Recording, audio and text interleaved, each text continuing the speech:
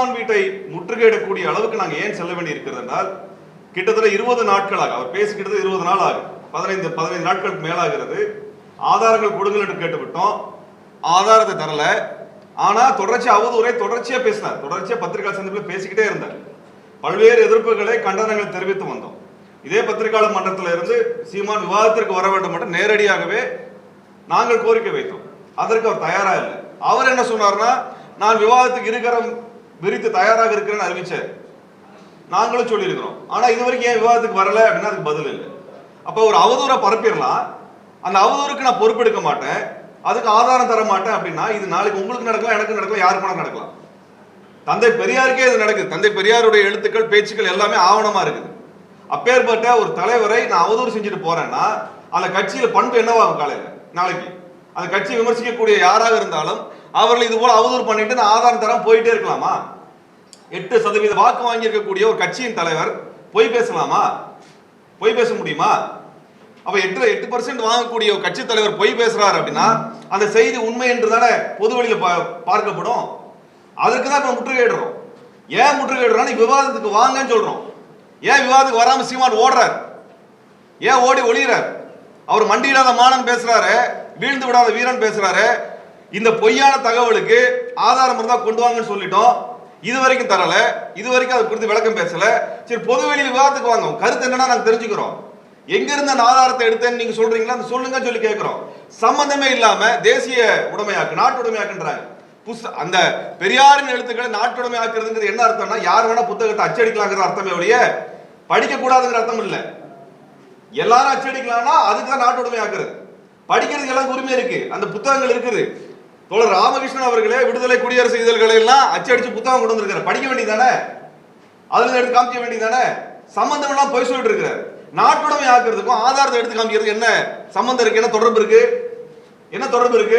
ஐயா தோ பரமசிவன் அவர்களுடைய எழுத்துக்கள் நாட்டுடைமை ஆக்குறது என்ன அர்த்தம்? எல்லாரும் அச்சடிக்கிறோம். இன்னைக்கு 20-30 பதிப்பகங்கள் அது அச்சடிக்குது, அவ்வளவுதான் விஷயம். ஆனா அச்சுக்கள், அவருடைய எழுத்துக்கள், பேச்சுக்கள், சிந்தனைகள் படிக்கிறதுக்கு இருக்கான இருக்குது. அப்ப சீமான் செய்யக்கூடிய விஷயம் என்னன்னா, நாளைக்கு இன்றைக்கு இருக்கக்கூடிய தமிழ்நாட்டில் மிகப்பெரிய அளவில் கொண்டாடப்படக்கூடிய தலைவரையே நான் இழிவுபடுத்துவேன், ஆதாரம் தர மாட்டேன் அப்படின்னா நாளைக்கு இது யாருக்கு வேணா நடக்கும், எப்பேற்பட்ட சாமானியருக்கு இது நடக்குங்கிறதுல தான் நாங்க கேள்வி எடுக்கிறோம். ஆகவே சாமானியர்களுக்கு இது நடக்கக்கூடாது. இது பெரியாருக்கே நடக்குதுனால பெரியார் கேள்வி வைக்கிறது யார் இல்லைங்கிற இடம் தான் இருக்குது. அதனாலதான் இன்றைக்கு இயக்கங்கள் நாங்கள் போராட்ட காலத்துக்கு வந்திருக்க வேண்டிய தேவை இருக்கு. இன்றைக்கு பாலியல் பிரச்சனை நடக்குதுன்னா அதற்கான மூல காரணங்களை கண்டறிந்து தீர்க்க வேண்டிய கடமை ஆளும் அரசுக்கும், காவல்துறைக்கும், ஊடகத்துறைக்கும், எங்களை போன்ற அமைப்புகள் எல்லாத்துக்குமே இருக்குது. அது குறித்தான கல்வியிலிருந்து புரிதல் இருந்து எல்லாத்துக்குமே இருக்குது. அந்த பொறுப்புகள் எல்லாம் எடுத்துக்குவோம். குற்றவாளியை கைது செய்ய வேண்டும் என்கிற இடத்தில் நாங்கள் தொடர்ச்சியான அழுத்தம் கொடுக்கறதா காரணமே ஒழிய வேங்கவேல் பிரச்சனைக்கு சீமான் ஏதாவது போராட்டம் நடத்தினாரா?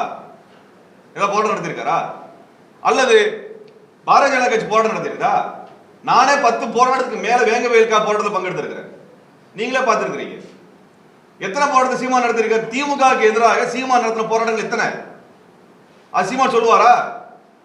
சீமான் சொல்லுவாரா? அவர் நேரம் முதலமைச்சரை பார்த்து ஸ்டாலின் ஆட்சி சிறப்பாக இருக்குது சமரசம் பண்றாருல்ல, அவரை கேளுங்க என்ன போராட்டம் பண்றாருன்னு. ஆக தமிழ்நாட்டிலே சமூக பிரச்சனைகளுக்கு கேள்வி எழுப்பக்கூடிய அமைப்புகள் நாங்கள் தான்.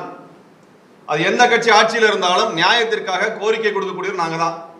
பாரதிய ஜனதா கட்சியோ நாம் தமிழர் கட்சியோ அதற்கெல்லாம் வீதியில் இறங்கி சீமானெல்லாம் போராட்டம் நடத்தல. அண்ணாமலை போராட்டம் நடத்துறேன்னு வந்துட்டு ஆட்டோல ஏறி ஓடி போனாரா இல்லையா? எல்லாரும் தானே பார்த்தோம், ஊடகத்தில் பார்த்தோம்ல. ஒரு சாதாரண கைதுக்கு காலையில கைது பண்ணி மாலையில் விடக்கூடிய கைதுக்கு அண்ணாமலை பயந்து ஆட்டோல ஏறி ஓடி போனார். இவங்க எல்லாம் வீரனுங்களா? கடந்த 3 வருஷம் சீமான் என்ன போராட்டம் பண்ணிருக்காரு? தமிழ்நாட்டில் என்ன போராட்டத்தை பண்ணிருக்கிறார்? பாரதிய ஜனதா கட்சிக்கு எதிராக பண்ணது இல்ல, திமுகவுக்கோ அதிமுகவுக்கு எதுக்கு எதிராக போராட்ட பழக்கமே கிடையாது. எல்லா போராட்டத்திலும் வந்து தலையமைச்சு போயிடுவார். எல்லாமே பிரஸ் மீட்ல மட்டும்தான் அவர் பேசியிருக்கிறார். பத்திரிகையாளருக்கு முன்னாடி கோவப்படுவாரு, பத்திரிகையாளர்களை இழிவா பேசுவாரு. பத்திரிகையாளர் யாராவது கேள்வி கேட்டுட்டா அதுக்கு பதில் சொல்ல தெரியலன்னா அதுக்கு வந்து கத்துவார். மத ரீதியாக சுட்டி காட்டுவார், ஜாதி ரீதியாக குறிப்பா வந்து பேசுவார். எந்த சேனல்னு கேட்பார். இந்த மாதிரி ஏதாவது நாங்க இயக்கங்கள் நாங்க பேசியிருக்கிறோமா என்னைக்காவது? அதனால அவர் வீரமெல்லாம் மைக்கு முன்னாடி தாங்க. அது பிரஸ் மைக்கா இருந்தாலும் சரி, மேடை மைக்கா இருந்தாலும் சரி. அதனாலங்க சமூக பிரச்சனைக்கு நாங்க தான் குரல் கொடுத்துட்டு இருக்கிறோம். சமூக சீரழிவு பிரச்சனைகளுக்கும் நாங்கள் தான் பேசிக் கொண்டிருக்கின்றோம். இந்த கட்சிகள் பேசவில்லை. நாங்கள் இன்றைக்கு சீமான் விட முற்றுகையிடுவதற்கான காரணமே தொடர்ச்சியா பொய்ய பேசிட்டு இனிமேல் சீமான் தமிழ்நாட்டிற்குள்ளாக அரசியல் செய்ய முடியாது. வெளிப்படையா சீமானு சொல்லிக்கிறோம். நாளைக்கு முற்றுகைக்கு நாங்க வர்றதுக்கான காரணமே நீங்க பேசுற பொய்க்கு நீங்க வருத்தம் தெரிவிச்சு நேரடியாக வெளிப்படையா விவாதத்துக்கு வந்து நிக்கணும். நீங்க உண்மையாலுமே ஆதாரத்தின் அடிப்படையில் பேசுறீங்கன்னா விவாதத்துக்கு வாங்க சார். ஏன் பயந்து ஓடுறீங்க? நான் ஊர்ல இருக்க மாட்டேன் உங்க ஆளுங்களை விட்டு எதுக்கு அறிக்கை விடுறீங்க? நீங்க தான் மண்டியிடாத மானஸ்தனாச்சு, வந்து நிக்க வேண்டியதான விவாதத்துக்கு. நாங்கள் எங்களை எதுக்கு உங்க வீடு வரைக்கும் இழுத்து வந்தீங்க? நாங்க உங்க வீட்டை முற்றுகிடுவோம்னு சொல்லி எத்தனை நாள் ஆகுது? கிட்டத்தட்ட 10 நாள் ஆகுது. 10 நாளா பதில் இல்லை. 10 நாளா விவாதத்துக்கு வர்றதுக்கு தயாரா இல்லை. அப்ப நாங்க என்னதான் பண்ண முடியும்? நீங்க வாட்டு போய் பேசிட்டு போயிட்டே இருப்பீங்க, நான் பார்த்துட்டே இருக்கிறதா? அதனாலதான் இந்த முற்றுகையும் இந்த போராட்டத்தையும் நாங்கள் நடத்துகின்றோம். பாதகம் செய்பவரை கண்டால் நாம் பயம் கொள்ளலாகாது பாப்பா. மோதி மிதித்து விடு பாப்பா, அவர் முகத்தில் உமிழ்ந்து விடு பாப்பா. அண்மை செய்திகளை உடனுக்குடன் தெரிந்து கொள்ள இணைந்திருங்கள் எம் நாடு தொலைக்காட்சியுடன்.